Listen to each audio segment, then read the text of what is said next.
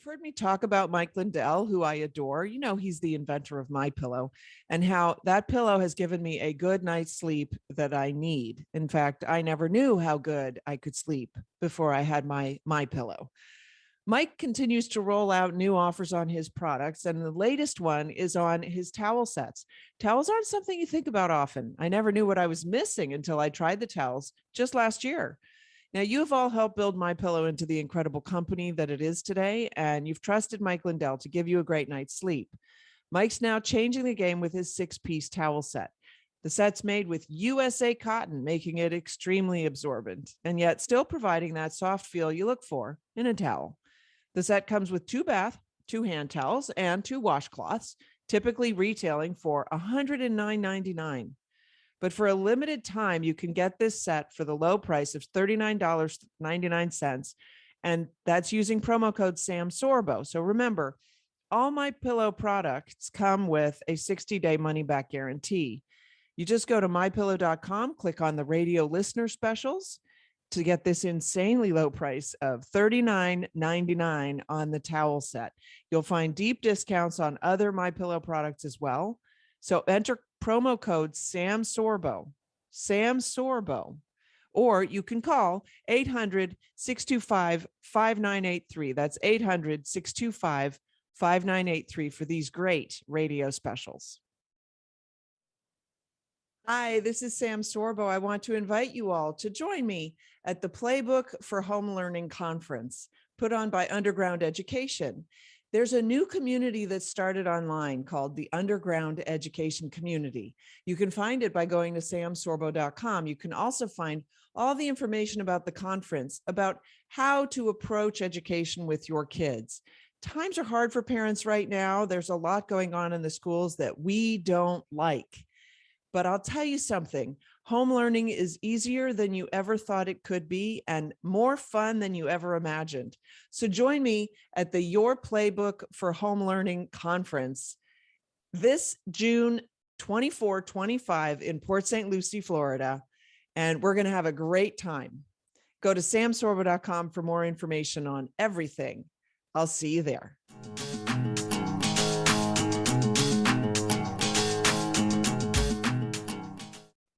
And welcome back to the Sam Sorbo Show. I have a special guest now, Neil Mammen, who used to join me weekly on my syndicated radio show that was a weekday show.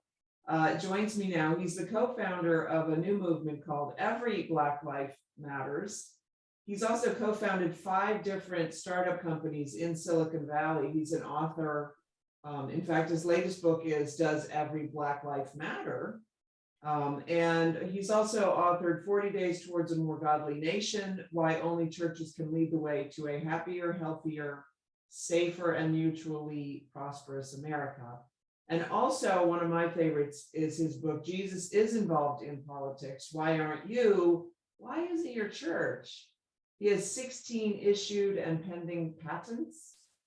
And his areas of expertise are, strangely enough, engineering, computer, electrical, and physics. So Neil, and by the way, born in Ghana to Indian parents, is an immigrant to the United States. Oh, they made you laugh. And so he's a little bit of a walking conundrum, maybe, right? Welcome to the program. Thank you so much, Sam. It's I miss the old days when we used to hang out every Monday. It was kind of a fun thing to do. It was. I look forward to our conversations Mondays, but today we're talking about, well, I mean, I'm sure we'll reach other topics as well, but you started EBLM, and right. How is that going? It's, by the way, it's been over a year now, right? Yeah, it's been a year and a half, almost 2. It'll be 2 years in August or September. So yeah, it's a year and a half. Yeah. So it's been going really well. We've really been getting a lot of attention because we are the alternative. Of course, our competition, if you will, our counterparts are all being arrested now. So it's kind of interesting to see how that goes. And I imagine that you swore against using violence to get your point across. Yes, it was one. It is one of our pillars is nonviolence. So yeah, so we can't really use that for anything. Although, except in the case of self-defense. So then we're okay with that. Right. And what's your position on abortion? Well, if you look at our logo, I should have it as a backdrop, but I don't. But if you look at our logo, it has a baby's feet in there and the umbilical cord. So if you look at that carefully, you'll realize that we're definitely pro-life. And that is actually one of our big tenets, where we believe in real justice from womb to tomb, as well as active fatherhood, nuclear family or traditional family, and of course, school choice, nonviolence. And we do believe in a fair amount of criminal justice reform, and we can talk about that if we have time, but that definitely is one of our stands. We do believe there is unjustness in the criminal justice system. So that's actually a point of community that you have with BLM, right? Yes and no, which is funny, So we both agree that qualified immunity is one of the most horrendous things that ever came down.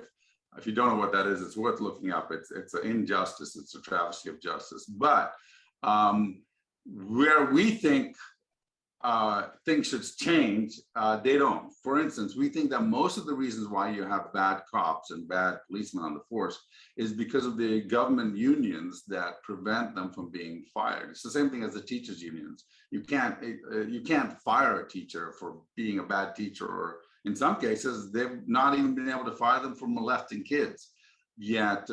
And we see that over and over again in the police unions. And many policemen actually confess that they think this is a serious problem in their unions, but there's nothing they can do about it because the unions are so powerful. So whereas BLM is all for socialism and unions and all that stuff.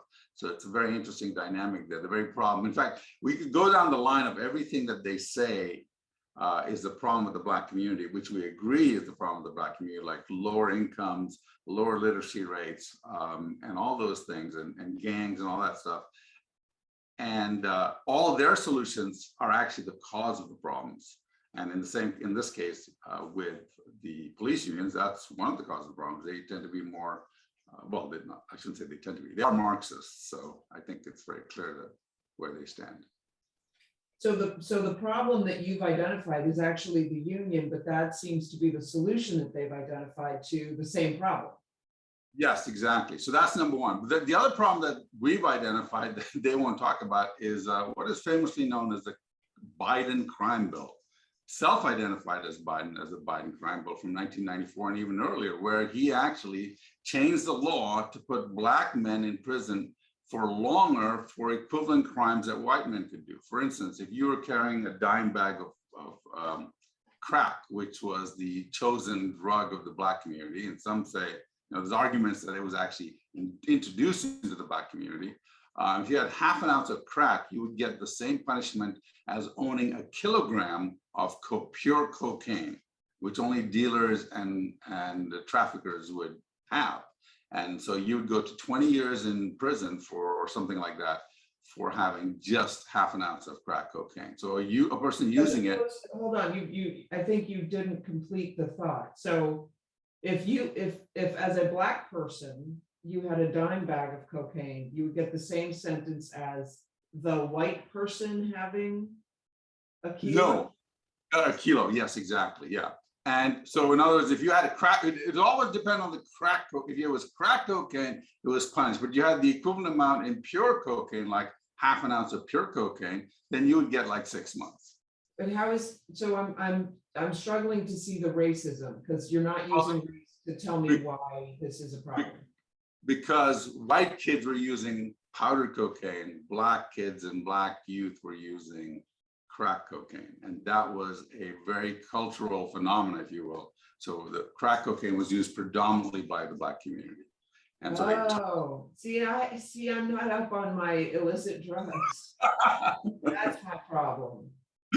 So that's one. And then, of course, there's a bunch of other things. Biden came on, he says he didn't want his kids to live in a racial jungle. And he said the best thing is to throw those kids into jail. And what's interesting about that, or sad about that, is when he threw some of those kids were fathers which made it worse for the fatherlessness. Because the second problem that we see, in fact, the primary problem that we see is fatherlessness. And back in the 60s, fatherlessness in the African-American community was only about 24%. It's bad, but it wasn't horrendously bad. Today, it's around 74%. That's kids who were born out of wedlock, and fatherlessness is 64% in the Black community. And that happened predominantly in the 70s and the 80s. And the reason it happened was because a man named LBJ, Lyndon Johnson, said he wanted to go after the Black vote. Because until the 60s, the Blacks, or 70s, the Blacks never voted for Democrats. They only voted Republican, because the Republicans were the ones that freedom from slavery. The first Black senator was a Republican. The first Black representative was Republican. You can go down the line. But when they started to, when they decided they want to bring the Blacks over to vote for Democrat, what they did is they started handing out money, and they started with welfare, pushing welfare to the Black community. So the Black community was on welfare, and the way welfare is designed is to encourage fatherlessness. Why? Because if there was a father in the home, they would get less money. So initially the fathers would hide. When the welfare workers would come by, the fathers would hide and say, oh no, there's no man in the house. Eventually it became more of a liability to have a man in the house. And if that man lost his job, then it was better for the woman not to have a man in the house to get more money. And if you reward something, you're going to get more of it. And as we see, it went from 24% to 64%.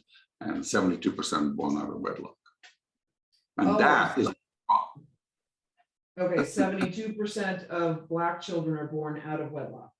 Yeah, and 64% have no father in the home at all. So what's interesting about that is, as a result of that, you get what? You get kids, young girls looking for male attention. So they get sexually active earlier, which gives you more fatherless kids. Young girls who grow up without fathers look for male attention. Yeah, it's a known fact, right? It's I mean, this is not a Christian fact. This is a very secular fact too. And then young men who don't have a father are undisciplined, are not controlled, and so they go out and then they're looking for male companionship, male leadership, and they join gangs. And well, gangs can end up with the Bloods and the Crips, and when those go away, you have drugs and you have warfare and violence. And this leads right into the schools, right? So now the schools are not teaching because they're fighting all the gangs, and the warfare all goes into the schools. So guess what? Back in the 30s, at the height of racism, Black literacy was 70%. I mean, 70% of all Blacks should read and write efficiently at their grade level or above. Now, fast forward now today, and we look at the Black literacy rate. Because of the fatherlessness and the crime and the violence, the Black literacy rate is 17%. If you're lucky, and 4% in Chicago schools. So what's that result in? That results in Black economic, the lowering of the economic standards, and Black make the least amount of, the median wage for Blacks in America is the lowest of all the communities, all the cultures. Now, people say that's racism. It's not racism. Hold on, I didn't hear what you said. The median what? Income for Blacks. Oh, okay. Is the lowest of all the communities or all the ethnicities in America. And you can't say it's because they're Black, and you can't say it's because of racism, because the Nigerians and the Ghanaians, who are just as Black, and I was born in Ghana, so I know a lot of these guys, their income is actually much higher than the median income of all of America. So it's got nothing to do with the color of the skin. And if you want further evidence of that, the Indians, of whom I'm ethnically Indian, we have the highest median income. In fact, our median income is something like 3 times the average median income of all whites and everybody else in America, and something like 5 times more than the Black rate. So you can see it's got nothing to do with skin color. It's got to do with the community. It's got to do with the cultural aspects. And it's really got to, at the end of the day, Sam, it has to do with government. We can see I've identified government as a problem in each case. 68% of parents Black parents want their kids out of public school. They want vouchers, but again, school unions and the Democrats won't let them have that. So guess what? Again, government is keeping them back. So if you want to talk about racism, it really isn't the cause of American Black problem. The real cause of American Black problem is government, bad government. And so So would you say that BLM is doing a tremendous disservice by setting up what we would say straw men to attack instead of actually going after the foundational problems that exist? Absolutely, and worse, they're claiming that everyone's in America is a racist, and they're blaming racism. Well, 20 years from now, this blaming racism is not going to solve the problem of the Black community. You're going to have more fatherless kids. You're going to have less literacy. You're going to have more dependency on the government, right? And it's going to make more things. In fact, one of the things that we have to understand about BLM is that they're essentially Marxists, right? They came out and said they were Marxists, and they're also Satanists, it turns out. But they're effectively Marxists. So now, as Marxists, what are they looking for? They're looking for a destruction of the American economy. And one of the ways you can do, and Marxists were, if you go back to the Frankfurt School to the 1930s, they realized they had to attack 5 things. One was the family, so fatherlessness. 2 was the educational system. The 3rd was the economy, right? And the 4th was the church. And we see that through critical race theory coming into the church and all that. And you see the family breakup. And the 5th one is they needed the destabilization of the culture. And the best way to do that is to bring about racism, race violence, incite racial tensions. And this is nothing new. In fact, you can go back to 1950s in a book by, I think, Thomas Manning, who wrote Communism, Color and Me, or something like that. He wrote a book about it. I can't remember the exact name, but great book. He talks about exactly this. A Black man who was a communist came out of it, and he talks exactly what their plans were. Hasn't changed today. Yeah, well, they're consistent. We can at least say that. And they're dedicated, much more dedicated than many of us. Sadly. Yeah, and they do present moving targets, which make it a little bit difficult. Neil, we have a homeschool conference coming up. I'm hoping that a number of people who support your EBLM will be there, because education is not nearly as hard as the quote unquote educators would have us think, right? As educators want us to think, right? Right. They're like, oh, we're the elite. Have taught us to think it is, right? Exactly. So tell me briefly, talk about the conference, and then we've got to go. I got to take a break, but. Okay.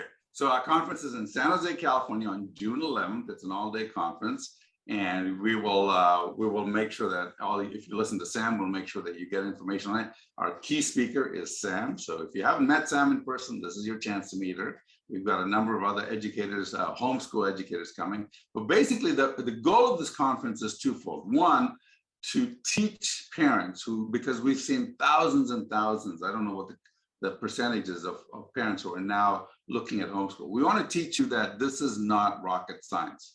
It is actually something that you're well equipped to do. And Sam's the queen of being able to tell you how to do that, because she's got some great books and resources out there. But more than that, we also want to bring the community together and encourage you and say, look, if you join the homeschool community, we are here to help you. And as a homeschooling dad myself, I can tell you that this is a great community to be in. Yeah. Oh, that's very nicely said. Really, really. Oh, it's in San Jose. Sorry, it's in San Jose, California, if I didn't say that. Yep, you led that. So San Jose, June 11th, and it's an all-day event, and you don't want to miss it because it will be exciting. Neil Mammen, thanks so much for coming on the show. Where do people find you? You can find me at www.everyblm.com. So everyblm.com. You can also find us at vac.org. That's the organization that will be hosting the conference. And you can find my own stuff at jesusisinvolvedinpolitics.com. So lots of stuff there. So thanks for listening. This is the Sam Sorbo Show.